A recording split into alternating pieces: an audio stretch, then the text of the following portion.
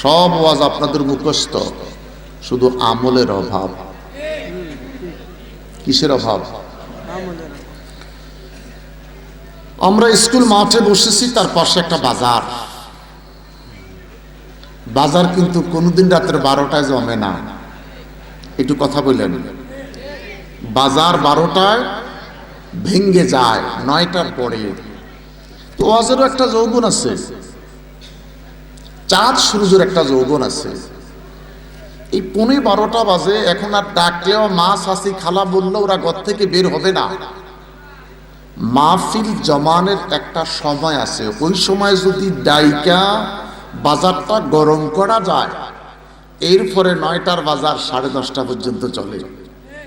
কথা বলেন। যাই হোক, আপনাদের 28 বছর বয়স মাহফিলের। আমি জীবনের প্রথম আসলাম। আল্লাহ পাক আপনাদেরকে বাড়ি থেকে মাহফিলে আসার সুযোগ করে দিয়েছেন। আমিও আজকের 3 দিন শরীর ভালো যাচ্ছে না, এরপরও প্রোগ্রাম করে যাচ্ছে। হাসপাতালে ঢুকে বুকটা ব্যথা, এসিজিটা করে ডাক্তারকে দেখায়া রওনা দিছি। ওয়াদা আমি আসতে পেরেছি, আপনারাও আসতে পেরেছেন, শুকরিয়া দাম আওয়াজ করে বলি আলহামদুলিল্লাহ। আর একটা বার বলি, আরে বাবা, আর রহমান আল্লামাল কোরআন খালাকাল ইনসানা আল্লামাহুল বায়ান। আমাদেরকে কথা বলার শক্তি দিছে কে? বলেন কে? এই করিমগঞ্জে হাজারো মানুষের ভিতরে বাজারে গেলে 2-1টা মানুষ বোবা পাওয়া যায়। কথা কন। এত সুন্দর স্ট্রাকচার, কথা কইতে পারে না, কণ্ঠটা ব্রেক করে রাখছেন যিনি, তিনি কে? আর আমি আর আপনি যিনি স্রষ্টা, যিনি আমাদেরকে সৃষ্টি করেছেন, ওকে আল্লাহ বলে ডাকতে পারতেছি। চিৎকার করি বলেন আল্লাহ। আরেকটা বার বলেন আল্লাহ। আরেকবার বলেন আল্লাহ। আমার যুবক বাবারা, আমি জীবনের প্রথম তোমাদের মাহফিলে এসেছি। লোকটা কেমন আমার একটু দেখার দরকার আছে কি নাই? আসেন। এসেই যখন গেলাম, মাইকটি যখন পেয়ে গেলাম, একটুকুন আলোচনা করে 24 সালের মাহফিল 25 সালে শেষ করব। আমার সাথে ড্রাইভার আর খাদেম বলে, বাজান মাগরিবটা জমাতে পড়ছি তো, এশার নামাজটা জমাতে পড়ব। তার কারণ 24 সাল শেষ। আলহামদুলিল্লাহ বলেন না? এই কথাটা আমি গত শুক্রবার মসজিদে বলেছি। 24 সালটা বিদায় দিব ইবাদত দিয়ে, 25 সালটা শুরু করব তাও খোদার ইবাদত দিয়ে। আমার আপনার হায়াত থেকে 1টি বছর চলে যাচ্ছে, কিছুক্ষণ পর 12টা 1 মিনিট মানুষ আনন্দে মেতে উঠবে, কোটি কোটি টাকা ব্যয় করবে। স্কুল কলেজ বিশ্ববিদ্যালয়ের ছেলে মেয়েরা খাবারের প্লেটে চামচ দিয়ে পিটাইয়া আনন্দ করবে। নতুন বছর। আর এই দিনে এই পিটুয়া বাজার স্কুল মাঠ ময়দান, কিছু নবীর প্রেমিক ধর্মপ্রাণ মুসলমান আমরা একত্রিত হতে পেরেছি। উচ্চ কণ্ঠে বলি আলহামদুলিল্লাহ। আর একটা বার বলি আল্লাহকে ডেকে বললাম, আল্লাহ তাআলা তুমি খোদার তারিফ দিয়ে প্রোগ্রাম শুরু করলাম। তুমি মালিক ইয়াউমিদ্দিন, দুনিয়ার মালিক, পরজগতের মালিক। এই দুনিয়ার মালিককে, পরজগতের মালিককে, তুমি খোদার তারিফ। এমন এক জায়গায় স্বীকৃতি দিচ্ছি, ওয়াস্তাইনু বিসসাবিরি ওয়াসসালাহ। ধৈর্যের সাথে যখন নামাজে দাঁড়িয়ে যাই, সেই নামাজে দাঁড়িয়ে দৈনিক 46 বার বলি মালিক ইয়াউমিদ্দিন। কোথায় বলি? নামাজের মধ্যে দাঁড়িয়ে বলেছিলাম। ওই খোদার তারিফ যিনি দুনিয়ার মালিক, পরজগতের মালিক। আরেকটা বার বলেন আলহামদুলিল্লাহ। আল্লাহকে ডেকে বললাম, আল্লাহ তোমার তারিফ দিয়ে শেষ করতে পারবো না। তুলিজুল লাইলা ফিন নাহার ওয়া তুলিজুন নাহারা ফিল লাইল তুমি মহান রব, জমিন রাতটাকে লম্বা করো, দিনটাকে ছোট করে দাও। আবার কখনো কখনো দিনটাকে লম্বা করে রাতটাকে ছোট করে দাও। এই সুপ্রিম পাওয়ারের মালিককে একটু দুইটা আঙ্গুল সোজা করে বলেন তিনি কে? আরো বড় করে বলেন আল্লাহ। পৃথিবীর কোন রাজা বাদশার হাত নাই, কোন সম্রাটের হাত নাই, এখানে কারো হাত নাই, একমাত্র হাত হইল তুমি আল্লাহর। কার? বড় করে বলেন কার?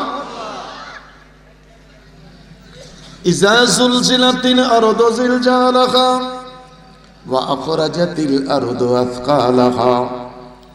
ওই খোদার তারই প্রশংসা যিনি কখনো কখনো তার জমিনটাকে একটা ঝাঁকুনি দেয়। ভূমিকম্প কি দেয়? ভূমিকম্প আসেনি? হয়নি? মালিক রে, তুমি জানি কেমন আল্লাহ, কেমন মহান। তুমি তোমার জমিনটাকে ঝাঁকুনি দাও। ওই আল্লাহ তারিফ যিনি সারাটা বাংলাদেশ কলিকাতা সহকারে ঝাঁকুনি দিতে পারেন, তিনি কে? ওয়া ইজা সাআলাকা ইবাদি আন্নি ফাইন্নি করিব। আমার যুবক বাবারা, আমার বৃদ্ধ বাবারা, আমার মা বোনেরা, যারা দাঁড়িয়ে আছো আর বসে আছো, দুঃখ নাই, আমার স্বল্প একটু আলোচনা শোনো।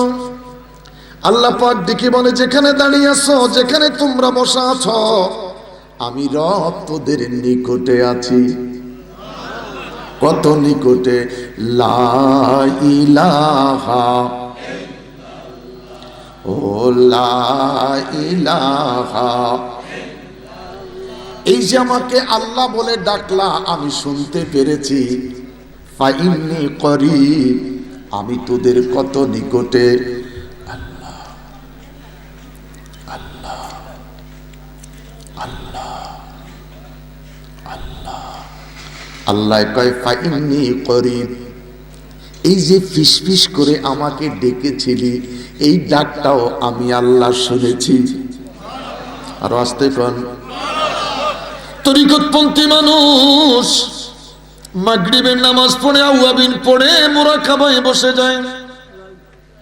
বৃদ্ধ মানুষ ফাতাহাজ্জাদ বিহি নাফিলাতাল লাক, তাহাজ্জুদের নামাজের মুসল্লায় দাঁড়াইয়া তাহাজ্জুদের নামাজটা শেষ করে ফজরের জন্য অপেক্ষা করে, চক্ষুটা বন্ধ করে কলবের দিকে তাকাইয়া